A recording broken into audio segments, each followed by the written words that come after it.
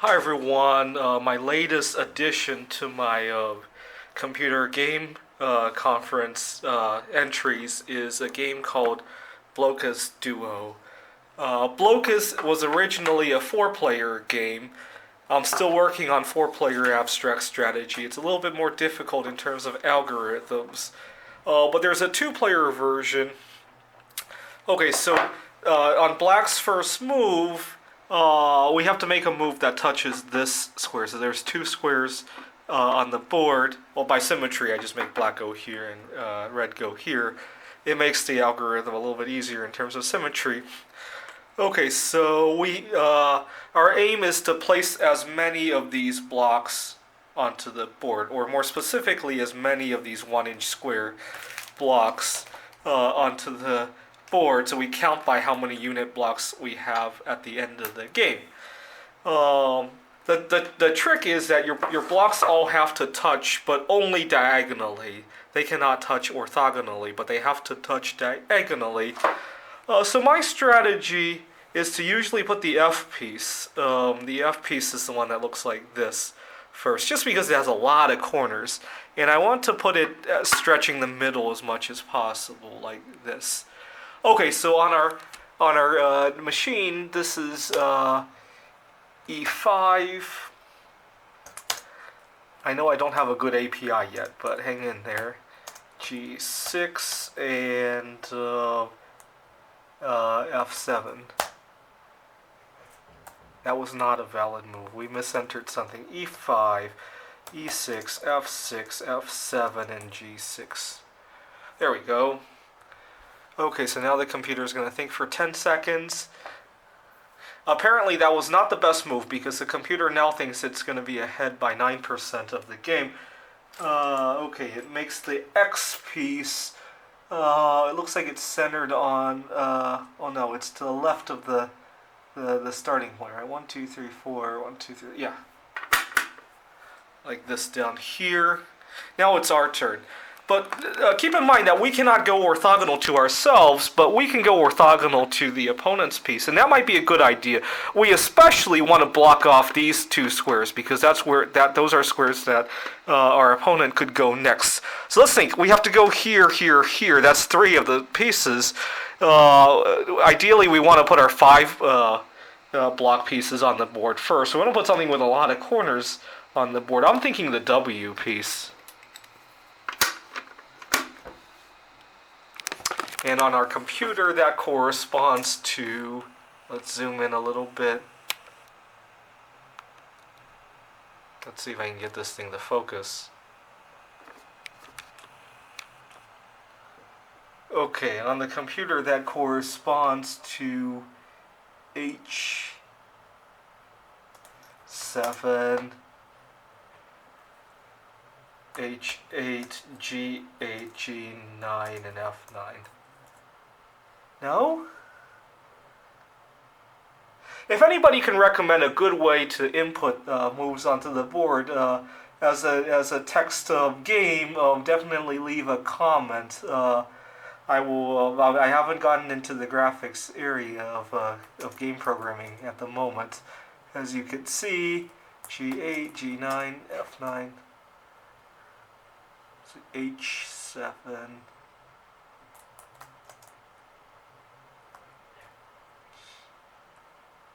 H8, G8, G9, F9. There we go. Okay, that's the W piece. Well, so now the computer thinks it's way ahead. So apparently that was a bad move. Well, let's hope to see why. So the computer makes the N piece move. All of these pieces have names, by the way. Let's see, where's our N piece? Right here. Yeah, this is, as it is, it's impossible to play without a board as reference, just because of how we enter the moves. If anybody can suggest another way to enter moves in a command line kind of program like this, definitely leave a comment. That's something I haven't really given much thought to because I've been working on the artificial intelligence part of the program. After this move, I'll explain how this works in artificial intelligence. So here we want to block this square for sure, right? We have to go here. So I'll let you think about something that goes here and here, has 5 cells. It cannot go here. I'm thinking the end piece. Wait, no, this way. Yeah, so in Tetris, you can rotate a piece 4 ways, right? But in Blokus, it's actually 8. Because in Tetris, if you get a block like this, you typically cannot flip it over. So this block in Tetris can drop like this or like this, but what it can't do is drop like this, right? In Blokus, it can. So keep that in mind as you're playing.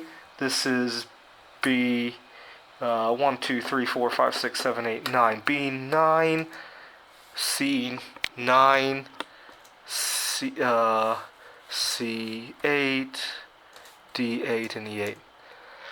So the way the machine goes about learning this is obviously it's going to simulate playing against itself millions of times. Actually, for a computer, it's more like quadrillions of times. It's going to keep track of who won and who lost, right? But how does it then turn that into a math function that turns a position into a value?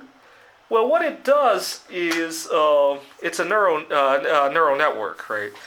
So we have 196 cells on the board plus 42 cells of how many pieces are left. So how many is that? 238 different input numbers into the function, right? You can think of the function as f of x1, x2, all the way up to x232, and that's supposed to give you the value of this position, right? And the value ideally should be either win, lose, or draw, right?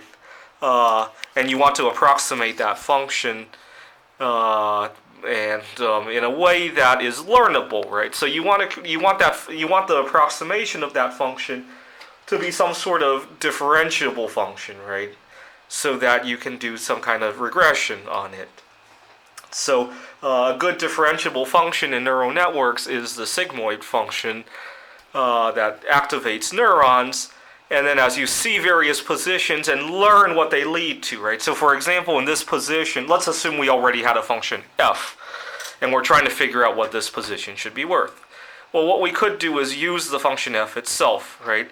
So right now black has some number of legal moves, right? So for example, this piece could go here, here. So you loop through all the legal moves, and you calculate f on the resulting position, right? And black is obviously going to try to maximize its score, right? Assuming that 1 means black wins and -1 means that red wins, black will choose a move that maximizes the current state of the function f, right? And so we take that value, that maximum value. Let's say the best move was, this is probably not because I'm such a poor Blokus player. Imagine it were, right? We could call f on this position, find what that value is, and use it to learn what the value of this guy really should be, right? And we do this trillions of times over trillions of games, and we converge eventually to the correct parameters, right? The trick is the initial function f, right? How you organize the parameters in there to allow it some freedom to grow into the without too many parameters, because obviously the computer has a limited amount of memory. You obviously have a limited amount of time for how many nodes you want to think. So for example, right here the computer has been thinking for 963,000 and so number of nodes. It thinks it has one. I've programmed it so that 1 means the computer is winning, -1 means a loss, and it thinks it has a 0.59 after thinking 5 or 6 moves ahead, which is a lot, by the way, because think about how many legal moves black actually has on this position, and then take that to the exponent of 5 or 6, right?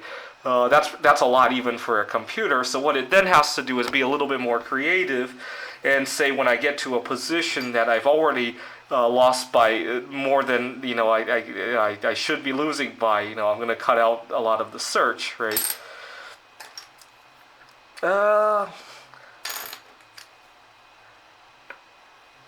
I'm gonna say. By the way, if I played a stupid move and you're a Blokus expert, whether it be for playing it or writing it, definitely leave a comment. Uh, let's see. A, B, C, D, E, F, G, H, I. 1, 2, 3, 4, 5, 6, right? I6, I7. No. I6, J6, J7, J8, K8. Now, the problem with the same approach for 4-player Blokus is the evaluation function that you're trying to learn, right? If I give you a 2-player game, the evaluation function is very simple, right? It's 1 if black wins, -1 if white wins. Even for a game like Monopoly, you could say, if it's assuming it's 2-player, right? You could say that you could use probabilities, right? The function would be the probability of black winning going forward, right? The problem with 3 or 4 players is that your evaluation function is no longer a single number, right? The other problem is that in real life, people sometimes form alliances, right? They don't just maximize their own score going forward. They also form alliances against other players. That's why 3-player chess has not really caught on, right? It's more like a game of diplomacy than chess when you play 3-player chess, right? Let's see. We gotta block this guy. We have to be here. That's how I tend to think in terms of good Blokus moves. Do the P. Let's see. 14, 13, 12, 11. A, B. No. 1, 2, 3, 4, 5. This is N, M, L, K. K5. 5. K, L5. M5. L6. M6. And on the computer, it looks like. If you have any suggestions for the ASCII art, definitely leave a comment as well. In the computer. See, I usually think this piece should be played toward the end, at least at the end of your 5-cell pieces. Just because it has so few corners and it's so easy to slide anywhere. But apparently the computer sees some utility in doing that, probably to block this cell, right? This P is kind of weak too because it doesn't have a whole lot of corners. I want to go here, but I want to stretch as far over here. Obviously I can't touch this cell if I'm here, but I want to stretch in this direction. I can't go anywhere here. The only thing I can think of is one of these L pieces, or maybe something. I'm going to go L. And that is J1, 2, 3, J3, J4, and then K3, L3, M3. And there it is. So the computer now thinks it's at a 0.95. Yeah, that makes sense. It has a whole lot more space than we seem to have, and it has both sides of the board. Which one did it do? Over here. And now we have, let's see. Actually, this was not a good move, because now we can't go here to block this guy out. That was a mistake, I think. That's probably why. How many points did we lose on that move? We went from a... No, we were already down to a 0.86, and that move turned us into a 0.95. But I think it was a bad move. Leave a comment if you think otherwise. Well, let's see if we can do something on this side of things. See, this is very powerful, because the computer can go here, but we can't. So all we could do is surround the surrounding pieces so that if it does go there, it can't go very far, right? But we don't want to surround it to the point that we block ourselves from moving here, right? This is something that machine learning seems to pick up very easily, right? Actually, I kind of lied to you when I said that the function f only took, 240 some parameters? What I also did was I took the 196 cells and I pre-computed a bunch of things, right? Which cells are now our corners and which cells are now their corners and which cells are blocked for us, right? Like, for example, the things that are orthogonal, right, are blocked from us, right? Okay, let's do... what are the 5 cell pieces that we... When I play in real life, I usually like to separate my pieces based on how many cells they have. Sometimes you do have to play some of your smaller pieces to buy yourself mobility, right? If you want to... Can we even break through this wall over here? We can't go here or here, which kind of blocks us from going here or here. I believe the computer has blocked us from going into this area, but the computer has access to this area. That's probably why we're losing by so much, right? Let's see. This does not look good because it leaves that open. What about the... That's why I always have a board on hand when I play against the computer, because I like to be able to look at the position. This is not good. So I guess... What about our 4 cell pieces? Not good. This might be manageable, but it looks... Yeah, the computer still has T available, so okay, not that. What about...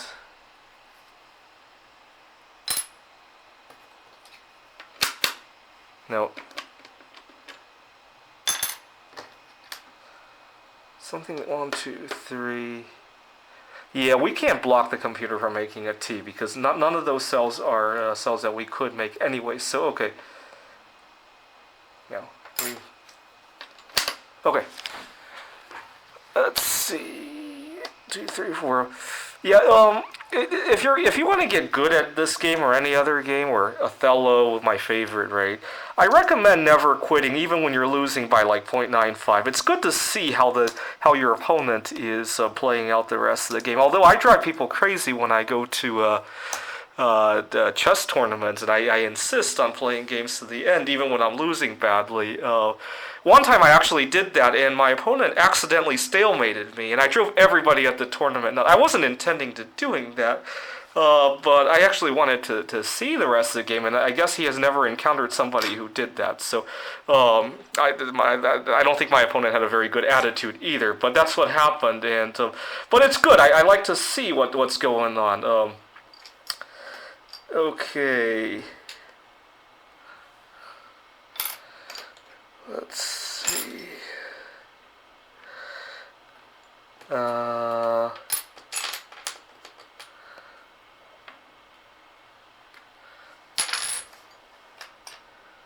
Yeah, we cannot prevent this guy from branching out. And let's see if the computer is going to think it's going to win by this move. 0.98 something.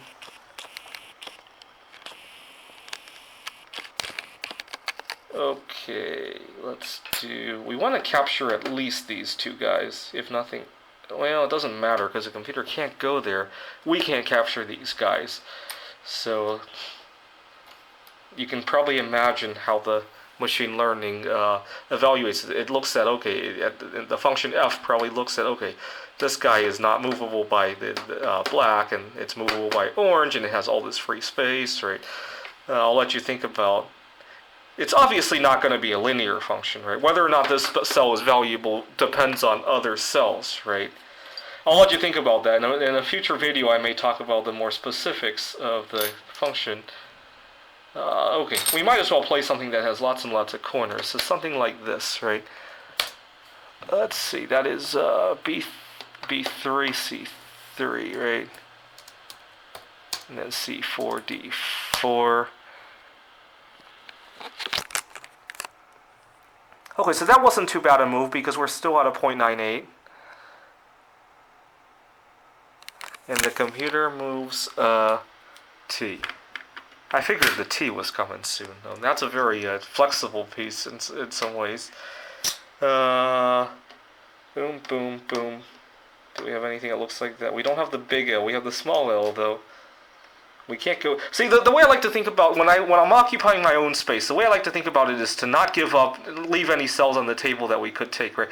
We can't take this, or this. We can take this. We could take this, but we don't have the big L, so we might as well put the small L on there, right? That's A1, A2, B1, and C1. And so now this cell was dead for both of us. Okay, now the computer knows it can win. What did it do though? It moved the Z piece down here, and we are pretty much blocked from the rest of this column here because we can't go there. We could go here and here. Okay, let's do that because at least it will... See, sometimes you use your smaller pieces first if they buy you a little mobility, right? F2, was that not legal? Oh, it was F3, F4.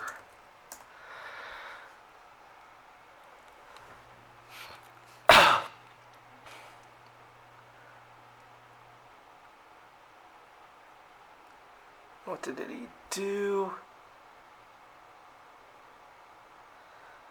Oh, now he's going in his own space because he has so much space that he's gonna win before we even finish that part. But now we have some mobility here. Again, try not to leave any cells on the table that you could take. These are all available. Everything up to here. So 1, 2, 3, 4. We don't have this piece. We don't have we have this guy right here, right? E1. One thing I didn't do in my computer program is endgame analysis, right? When the boards are separated, it should be able to just count how many pieces each side can place before they run out of space. In theory, it should be. I'm not sure actually. That problem, I'm not sure if it's NP complete or not. If it is NP complete, then it's probably not worth having a separate module for that and just roll it into the machine learning because the rest of the game is also NP complete, right? But if it's not NP complete, it might be worth having an endgame evaluation on its own and having it count instead of actually wasting some of our parameters on learning that part of the game, right? I'll have to look into that. Where did the yellow piece? Oh, up here. Yeah, makes sense. That's like a free move, right? So that's why I meant counting, because it should have been able to see that without having to waste some of our valuable memory for our function to learn something like that, right? Okay, again, let's try not to leave any cells on the table. All of these are gone. This is open. Gone, gone, gone, gone. Okay, and obviously we can't go there because it's not diagonal, so that might as well be gone. These guys are gone and gone. Only this one is open, and we can branch this way. So any L pieces, I guess only this piece now, because the big L's are all gone. M1, N1, and N2. I think that's our last legal move. We have lost. What was the computer's last move? Any move would have worked, so the computer made the most trivial move. And we have lost, because how many cells did we... Let's count the cells that we weren't able to put on the board. So that's 8 right there, 13, 17, 21, 26, 31, 36, and the computer has 4, 8, 11, 13, 18, 22, 26, 31, and 34. So it's kind of a close game, although not really, because the computer could have put up... Let's see how many we can put on here. I mean, I'm not even the best player, but I could probably jam all these pieces out here. Again, try not to leave anything on the table if you can avoid it. So maybe put the bigger pieces there first. This L piece can go... Maybe, well... Nope. Okay,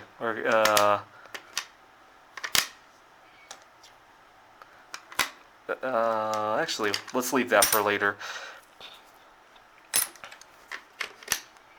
L piece, and then doot.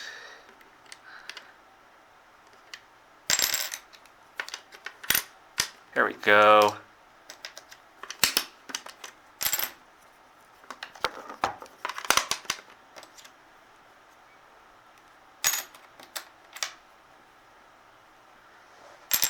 Yeah, I suck at this game. I've only been playing it for actually all of my games are against the computer. I haven't really played it against anybody except just a few rounds when I first saw the game. Um, probably I probably spent more hours programming it than playing it. So let's say like 5 hours. I got 9,995 hours left to go to become an expert on the game. I've been writing computer games in general for about the 10,000 hours. I wouldn't. I'd say I'm an expert, but I would also say I've only scratched the surface of all the things I ever want to develop in terms of computer games. And actually, not long ago, one of my biggest worries was what's going to happen to my computer games after I die. Oh, okay. So apparently, that's at least how many. I'm sure the computer could do a whole lot better than I could. But until not long ago, I used to have a big fear of what's going to happen to my computer games after I die. And it has inspired me to stay healthy because I have a lot of things I want to do before I have children, but I still do want to have children. And so when I'm tempted to do unhealthy things to myself, eat something I shouldn't, stay up too late, hang with the wrong crowd, or stress myself out, or do anything like that, I remind myself, you have to balance the computer games and eventually having children when you're 55. Do you want to make sure when you're 55 you're still 25 at heart, right? And oh yeah, let's go to sleep, right? That usually puts me to sleep very fast when my mind is all racing all over the place, right? I used to be a reckless driver, and I've totaled two cars. Sometimes the idea of what's going to happen to my computer games really gives me pause. So it has helped me in many ways, aside from just writing and playing computer games. And also, I met my future wife writing computer games, so it's all good. Thanks for watching.